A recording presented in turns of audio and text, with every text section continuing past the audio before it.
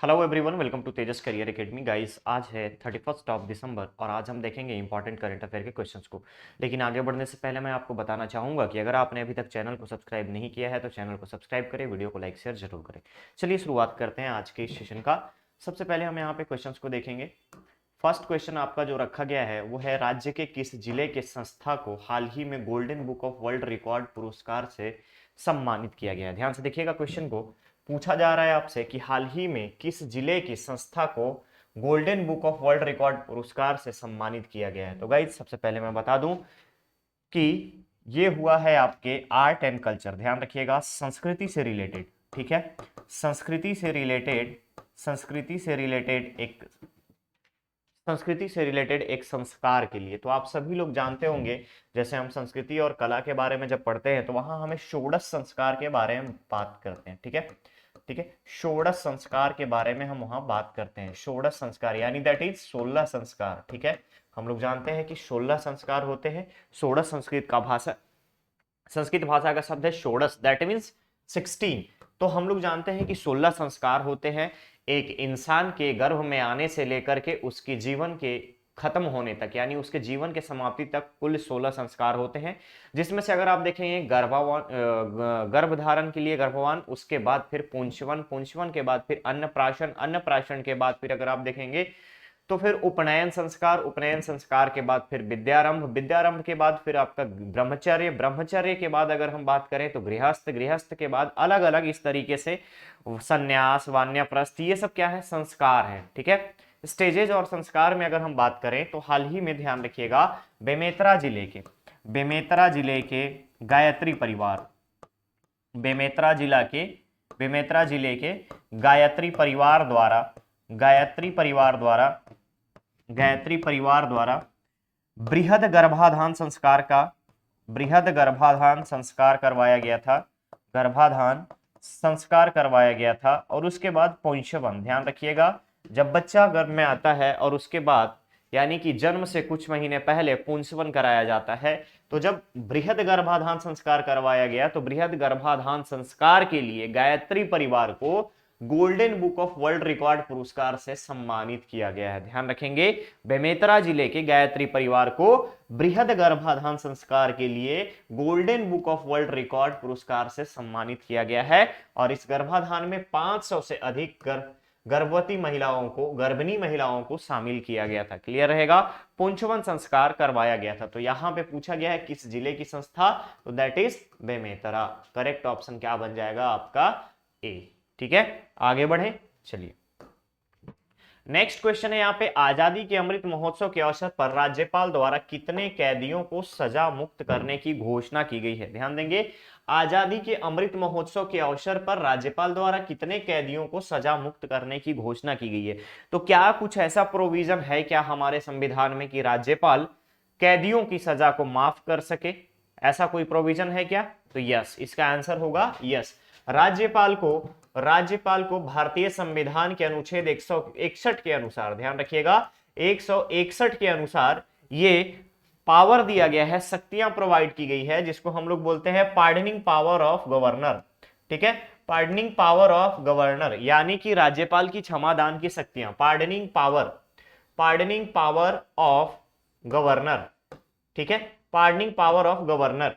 तो pardoning power of governor में क्या क्या चीजें निहित होंगी, तो ध्यान रखिएगा, ऐसी कोई भी सजा जिसको निलंबित किया जाना है, इसके अलावा सजा को कम किया जाना है, सजा की प्रकृति को बदलना है, या फिर परिहार की बात करें या फिर सजा मुक्त करने की बात करें, सारी चीजें यहां पे आपको आर्टिकल 161 में पार्डनिंग पावर ऑफ गवर्नर में मेंशन किया गया। भारतीय संविधान के आर्टिकल 161 के अनुसार राज्यपाल को यह शक्तियां दी गई है कि अगर किसी व्यक्ति को, ध्यान रखिएगा, अगर किसी व्यक्ति को कोई सजा मिली है तो सजा में क्षमा कर सकते हैं, इसके अलावा निलंबित किया जा सकता है, प्रविलंबन किया जा सकता है, उसका विराम लगाया जा सकता है, उसकी प्रकृति को बदली जा सकती है। ठीक है, ध्यान रखिएगा, ये सारी चीजें जो है, ये सारे पावर्स जो है गवर्नर को प्रोवाइड किए गए हैं अनुच्छेद 161 के अनुसार। क्लियर रहेगा। तो अब बात आती है कि क्या डेथ सेंटेंस को गवर्नर, यहां पे आपके माइंड में एक क्वेश्चन आना चाहिए कि क्या डेथ सेंटेंस को गवर्नर माफ कर सकती है क्या, या कर सकते हैं क्या?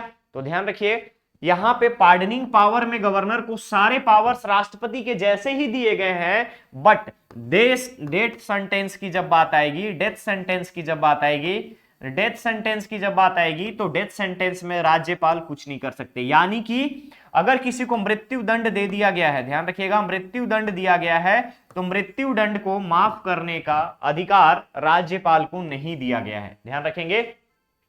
और वही अगर हम प्रेसिडेंट के पार्डनिंग पावर में बात करें, तो डेथ सेंटेंस के साथ साथ रेमिटेंस की बात, या नेचर प्रकृति को बदलना, सजा को कम करना, सजा से छूट देना, सजा से मुक्त करना, ठीक है, सजा की प्रकृति को बदलना, ये सारी चीजें राष्ट्रपति और राज्यपाल दोनों के केस में बिल्कुल सिमिलर है, बट डिफरेंस है आपका डेथ सेंटेंस में। मृत्यु दंड अगर दे दिया गया है तो राज्यपाल मृत्यु दंड को माफ नहीं कर सकते हैं, और माननीय राष्ट्रपति जो कि अपना प्रेसिडेंट होंगे इंडिया के, वो मृत्यु दंड को भी माफ कर सकते हैं। क्लियर रहेगा? तो ये बेसिक चीजें आप यहां पर याद रखेंगे।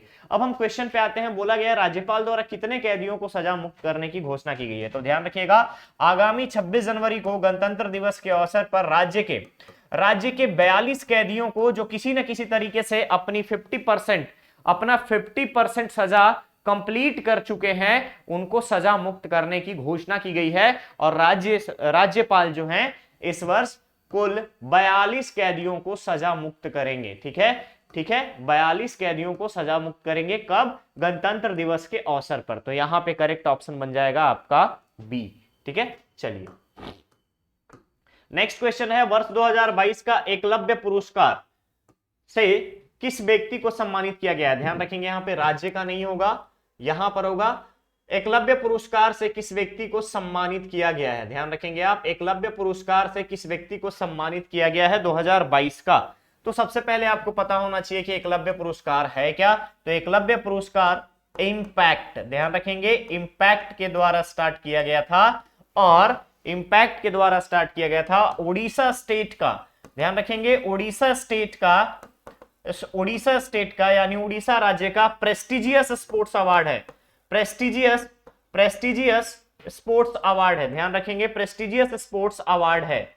ठीक है, स्पोर्ट्स अवार्ड है। तो वर्ष 2022 का एकलव्य पुरस्कार से cyclist, Indian cyclist Swati Singh को, ध्यान रखेंगे आप, स्वाति सिंह को सम्मानित किया गया है। इंडियन साइकिलिस्ट स्वाति सिंह को सम्मानित किया गया है, और सम्मान में 5 लाख रुपए की राशि भी दी गई है। ध्यान रखिएगा, सम्मान के साथ साथ 5 लाख रुपए की राशि भी दी गई है। इसके अलावा अगर हम बात करें तो शीलानंद लकड़ा को भी 50,000 का पुरस्कार दिया गया है। 50,000 का पुरस्कार दिया गया है एकलव्य पुरस्कार के इस श्रेणी में। ठीक है, तो वर्ष 2022 का एकलव्य पुरस्कार जो कि उड़ीसा का प्रेस्टिजियस स्पोर्ट्स अवार्ड है, स्वाति सिंह को दिया गया है। ध्यान रखेंगे आप, स्वाति सिंह को दिया गया है। तो करेक्ट ऑप्शन यहां पर बनेगा आपका सी। ठीक है, चलिए नेक्स्ट क्वेश्चन है आपका, छत्तीसगढ़ राज्य की किस योजना को गणतंत्र दिवस परेड समारोह नई दिल्ली में प्रदर्शित किया जाएगा? तो गाइज याद रखेंगे, छत्तीसगढ़ राज्य की योजना 26 जनवरी को जो गणतंत्र दिवस पे परेड होता है यहाँ पे न्यू दिल्ली राजपथ में, ध्यान रखिएगा, न्यू दिल्ली राजपथ पर। ठीक है, न्यू दिल्ली में राजपथ पर होने वाले परेड में छत्तीसगढ़ के गोधन न्याय योजना की झांकी निकाली जाएगी। ध्यान रखेंगे आप, गोधन न्याय योजना की झांकी निकाली जाएगी राजपथ पर। अब बात आती है गोधन न्याय योजना को, तो आप लोग याद रखेंगे जुलाई 2020 से स्टार्ट हुआ, पंचायती राज में शामिल किया गया। ठीक है, पंचायती राज के साथ इसको एसोसिएट किया गया, और पंचायती राज में ही अगर आप देखेंगे तो ग्राम गौठान समिति के बारे में बात की जाती है। ध्यान रखिएगा, ग्राम गौठान समिति के बारे में बात की जाती है, जिसको हर एक ग्राम गौठान समिति के संचालन के लिए 10,000 रुपए दिए जाते हैं। 10,000 रुपए दिए जाते हैं हर एक ग्राम गौठान समिति के संचालन के लिए। इसके अलावा आपको यहां पर याद रखना पैरादान के बारे में। ठीक है, पैरा संकलन अभियान। ठीक है, धान की खेती के बाद जो हमारे पास पैरा आता है, इन पैरा को अगर आपके पास यूज नहीं है तो आप क्या करेंगे, गौठान में दान देने का अभियान चलाया जा रहा है, जिससे कि गौठान में रहने वाले सभी पशुओं के चारा की व्यवस्था हो पाए। ठीक है, पशुओं के चारा की व्यवस्था चारा की व्यवस्था हो पाए। ठीक है, ये सारी चीजें आप याद रखेंगे ग्राम गौठान के लिए। ठीक है, ग्राम गौठान समिति तो ग्राम सभा की स्थायी समितियों में शामिल किया गया है। 10,000 रुपए दिए जाते हैं एक गौठान समिति के संचालन के लिए। गोधन न्याय योजना शुरुआत हुई जुलाई 2020 में, पंचायती राज के अंतर्गत रखा गया। और छत्तीसगढ़ में पंचायती राज अधिनियम, मध्य प्रदेश पंचायती राज अधिनियम का 1993 को रखा गया है। और इसमें मेंशन कर दिया गया है कि 1 नवंबर 2000 के बाद से मध्य प्रदेश पंचायती राज अधिनियम में कोई भी संशोधन छत्तीसगढ़ के पंचायती राज अधिनियम में मान्य नहीं होंगे। क्लियर रहेगा। तो पूछा जा रहा था यहां से कि किस योजना को गणतंत्र दिवस परेड समारोह में नई दिल्ली में प्रदर्शित किया जाएगा, तो ध्यान रखिएगा आप गोधन न्याय योजना, option D will be correct. Okay, ठीक है, चलिए नेक्स्ट क्वेश्चन है, हाल ही में छत्तीसगढ़ राज्य के किस सेवा या नवाचार को गोल्डन अवार्ड से सम्मानित किया गया है। तो पहली चीज की ये गोल्डन अवार्ड दे कौन रहा है, तो आपको पता होना चाहिए भारतीय प्रशासनिक, ध्यान रखिएगा भारत सरकार के प्रशासनिक सुधार, ध्यान रखेंगे आप भारत सरकार का प्रशासनिक सुधार, भारत सरकार का प्रशासनिक administrative reform and public grievances, ध्यान रखिएगा, एंड पब्लिक लोक शिकायत निवारण। ठीक है, लोक शिकायत पब्लिक ग्रेवियंसेस, ठीक है, ग्रेवियंसेस। तो याद रखेंगे आप यहां पे लोक शिकायत विभाग और प्रशासनिक सुधार विभाग के द्वारा गोल्डन अवार्ड दिया जाता है। अब इसमें ध्यान रखेंगे आप कि जब भारत सरकार का एडमिनिस्ट्रेटिव रिफॉर्म इसमें शामिल हुआ है, तो ध्यान रखिए कि ई गवर्नेंस में बेस्ट परफॉर्मेंस के लिए, ई गवर्नेंस में बेस्ट परफॉर्मेंस के लिए गोल्डन अवार्ड दिया जाता है। बेस्ट परफॉर्मेंस के लिए, ठीक है, परफॉर्मेंस के लिए गोल्डन अवार्ड दिया जाता है। तो हाल ही में छत्तीसगढ़ के ई श्रमिक सेवा, ध्यान रखिएगा, ई श्रमिक सेवा योजना को, जो कि श्रमिक विभाग के द्वारा चलाया जा रहा है, श्रमिक विभाग की योजना है।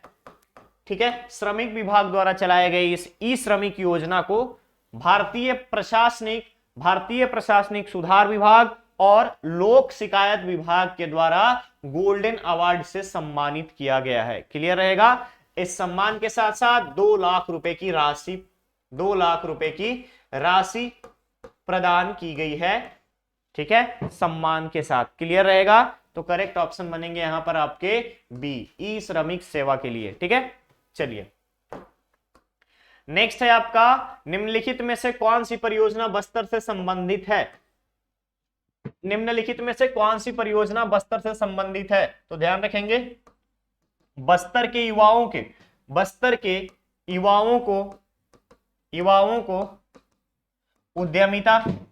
उद्यमिता, ठीक है, एंटरप्रेन्योरशिप, इसके अलावा स्वरोजगार, सेल्फ एम्प्लॉयमेंट, स्वरोजगार और इंडिपेंडेंट, आत्मनिर्भर बनाने के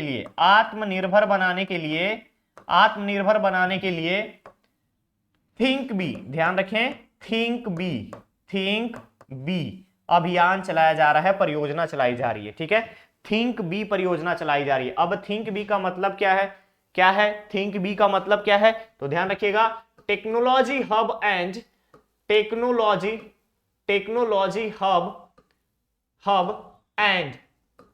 ठीक है, technology hub and innovation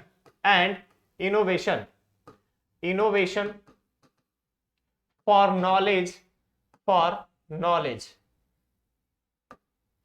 knowledge Bastar.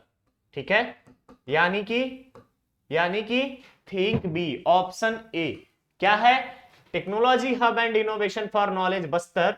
ये आपका कार्यक्रम चलाया जा रहा है, परियोजना चलाई जा रही है। इसमें कौन कौन सी ऑर्गेनाइजेशन शामिल है, तो ध्यान रखिएगा, IIM रायपुर, ठीक है, ट्रिपल आईटी रायपुर, इसके अलावा Hidayatullah national law university Raipur, उसके बाद Tata institute of social services Delhi.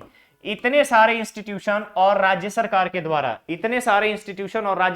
द्वारा MOU साइन किया गया है कि बस्तर के युवाओं को उद्यमिता, स्वरोजगार और आत्मनिर्भर बनाने के लिए योजनाएं चलाई जाएं। ठीक है, और इस योजना में IIM Raipur, triple IIT Raipur, HNLU Raipur, TIS Tata institute of social services Delhi, ये 4 इंस्टीट्यूशन जो है काम करेंगे बस्तर के युवाओं को ग्रूम करने में, ठीक है, बस्तर के युवाओं को ग्रूम करने में, ताकि बच्चे जो है उद्यमिता, एंटरप्रेन्योरशिप, सेल्फ एम्प्लॉयमेंट और इंडिपेंडेंट बनने की तरफ जाए।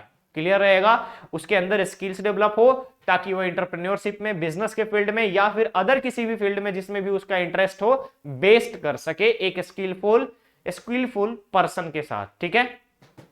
क्लियर रहेगा, तो करेक्ट ऑप्शन यहां पर बन जाएगा आपका ए, थिंक बी। क्लियर है, चलिए नेक्स्ट क्वेश्चन पे चलते हैं। क्वेश्चन है खेलो इंडिया गेम्स तैराकी प्रतियोगिता में राज्य के किस तैराक ने स्वर्ण पदक जीता है? तो गाइस ध्यान रखिएगा, खेलो इंडिया गेम्स तैराकी में राज्य के तैराक हैं जिनका नाम है शिवाक्ष साहू। ध्यान रखिएगा, शिवाक्ष साहू को गोल्ड मेडल मिला है, याद रखेंगे आप, शिवाक्ष साहू को गोल्ड मेडल मिला है। और वहीं पे एक और रुद्राक्ष साहू का नाम आता है, रुद्राक्ष साहू को कांस्य पदक मिला है, रुद्राक्ष साहू को कांस्य पदक मिला है। इसके अलावा अगर हम बात करें अलग अलग, तो बालिका टीम की कबड्डी, ध्यान रखिएगा, कबड्डी में बालिका टीम को कांस्य पदक मिला है।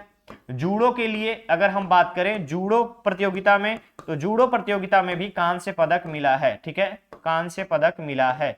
तो छत्तीसगढ़ में बोला गया था कि खेलो इंडिया गेम्स तैराकी प्रतियोगिता राज्य के किस तैराक को स्वर्ण पदक मिला है, तो आपके पास यहां याद होना चाहिए शिवाक्ष साहू को गोल्ड मिला है, और वहीं पे इसी प्रतियोगिता, तैराकी प्रतियोगिता में रुद्राक्ष साहू को कांस्य पदक मिला है। तो करेक्ट ऑप्शन बन जाएगा आपका सी, ठीक है, शिवाक्ष साहू। क्लियर रहेगा, चलिए नेक्स्ट क्वेश्चन है, राज्य के किस जिले के स्थानीय भाषा में सभी विषयों का रेडियो प्रसारण शुरू किया जाएगा? अब बात आती है कि राज्य के किस जिले में स्थानीय भाषा, तो ध्यान रखिएगा,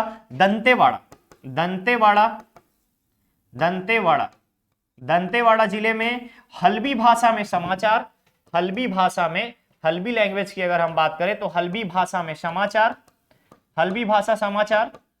ठीक है। इसके अलावा राज्य की योजनाएं, जिले में कौन कौन सी योजना चल रही है, किस किस योजनाओं का लाभ आप ले सकते हैं, इसके लिए दंतेवाड़ा की जनता के लिए हल्बी भाषा का समाचार शुरू किया जाएगा। और इसके अलावा दंतेवाड़ा का जो लोकगीत है, ठीक है, लोकगीत है, तो लोकगीतों का प्रसारण की अगर बात करें तो वो गोंड भाषा में की जाएगी, दैट इज गोंडी बोली में की जाएगी। और लोकगीतों का प्रसारण जो होगा गोंडी बोली में होगा, और इसके लिए चैनल की फ्रीक्वेंसी रखी गई है 90.0 हर्ट्ज, 90.4 हर्ट्ज पे आप हल्बी भाषा में समाचार सुन सकते हैं, लोकगीत सुन सकते हैं गोंडी भाषा में। इसके अलावा मौसम की जानकारी और भी यूजफुल, अगर हम बात करें मौसम की जानकारी के साथ साथ उपयोगी जो न्यूज होंगे, समाचार होंगे, मौसम की जानकारी के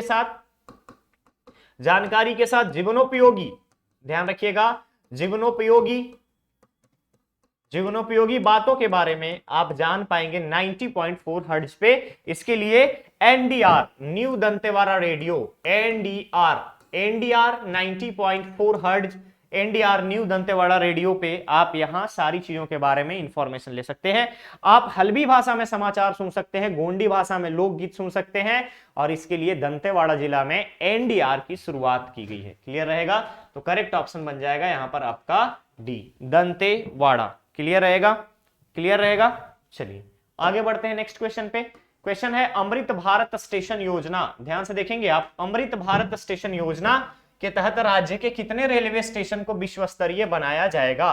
तो अमृत भारत स्टेशन योजना क्यों चलाया जा रहा है? तो अमृत महोत्सव, ठीक है, आजादी के अमृत महोत्सव के उपलक्ष्य में अमृत भारत स्टेशन योजना, महोत्सव के उपलक्ष्य में, ध्यान रखेंगे, उपलक्ष्य में अमृत भारत स्टेशन योजना, अमृत भारत स्टेशन योजना चलाया जा रहा है। और इस योजना के तहत पूरे देश के 1000 से भी अधिक स्टेशन, जो भी छोटे मोटे स्टेशन हैं, इन सभी को विश्व स्तरीय सुविधाओं के साथ जोड़ने की प्रयास की जा रही है, ठीक है, विश्व स्तरीय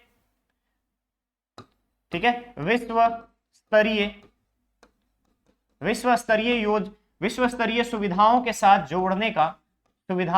जोड़ने का प्रयास किया जा रहा है। और इसी कड़ी में Chhattisgarh south east central railway zone के 2 station, that is Raipur and Bilaspur, Raipur और बिलासपुर को अमृत भारत स्टेशन योजना में शामिल किया गया है। जहां पर गिट्टी रहित पटरियों के अलावा अगर हम बात करें 5G कनेक्शन, रूफटॉप, अगर देखें रूफटॉप प्लाजा, ये सारी फैसिलिटीज, अच्छी पार्किंग और क्लीननेस के साथ रायपुर और बिलासपुर रेलवे स्टेशन को विश्व स्तरीय बनाने की घोषणा की गई है। और अमृत भारत स्टेशन योजना में राज्य के सिर्फ यही 2 स्टेशन हैं जहां पे ये सारी सुविधाएं पहले चरण में मुहैया कराया जाएंगी। इसके बाद रायगढ़, इसके अलावा दुर्ग के अलावा अगर आप देखेंगे तो अंबिकापुर, इन सभी स्टेशन को डेवलप करना है और अमृत भारत स्टेशन योजना में शामिल किया जाएगा बाद में, लेकिन पहले चरण में बिलासपुर और रायपुर को शामिल किया गया है। तो यहां पे करेक्ट ऑप्शन बन जाएगा आपका ए। ठीक है, चलिए नेक्स्ट क्वेश्चन है आपका, इंडियन ऑयल ऑफिसर्स एसोसिएशन के नए अध्यक्ष के रूप में किसे नियुक्त किया गया है? इंडियन ऑयल, ध्यान रखिएगा, Indian oil officers association IOA, ठीक है। इंडियन ऑयल ऑफिसर्स एसोसिएशन का चेयरमैन हाल ही में संजय सिंह को, ध्यान रखेंगे आप, हाल ही में संजय सिंह को चुना गया है। और संजय सिंह जो होंगे ये इंडियन ऑयल ऑफिसर्स एसोसिएशन के चेयरमैन होंगे। साथ ही साथ ऋतुराज बरुआ को डेप्यूटी चेयरमैन, ध्यान रखिएगा, डेप्यूटी चेयरमैन नियुक्त किया गया है, डेप्यूटी चेयरमैन, ठीक है। इसके अलावा अगर आप देखेंगे अनूप सिंह को जनरल सेक्रेटरी, महासचिव, ठीक है, जनरल सेक्रेटरी का पोस्ट दिया गया है, जनरल सेक्रेटरी का पोस्ट दिया गया है। फिर अगर आप देखेंगे बाल Krishna Prajapati, additional general secretary का पोस्ट दिया गया, एडिशनल जनरल सेक्रेटरी का पोस्ट दिया गया है। तो यहां पे आपसे पूछा सिर्फ ये जा रहा था, इंडियन ऑयल ऑफिसर्स एसोसिएशन के नए अध्यक्ष, तो याद रखिएगा option B Sanjay Singh. Clear है, चलिए नेक्स्ट, यहां तक हो गया आपका आज का सेशन। अब बारी है आपके स्टूडेंट धर्मा की, जहां पे क्वेश्चन का आंसर आपको कमेंट बॉक्स में कमेंट करके देना है। क्वेश्चन है यहां पे, भारत की स्वतंत्रता, ध्यान रखिएगा, भारत की स्वतंत्रता की 75वीं वर्षगांठ के सम्मान में किस देश के द्वारा एक विशेष डाक टिकट जारी किया गया है? ध्यान रखिएगा, भारत की स्वतंत्रता की 75वीं वर्षगांठ के सम्मान में किस देश के द्वारा एक विशेष डाक टिकट जारी किया गया है? क्लियर रहेगा, इसका आंसर आपको कमेंट बॉक्स में कमेंट करके देना है। ओके, तो गाइस आज के सेशन में इतना ही, मिलते हैं बहुत ही जल्द हम लोग नेक्स्ट और नए सेशन में। बने रहिए तेजस कैरियर एकेडमी के साथ, चैनल को सब्सक्राइब करें, वीडियो को लाइक शेयर जरूर करें। Thank you so much.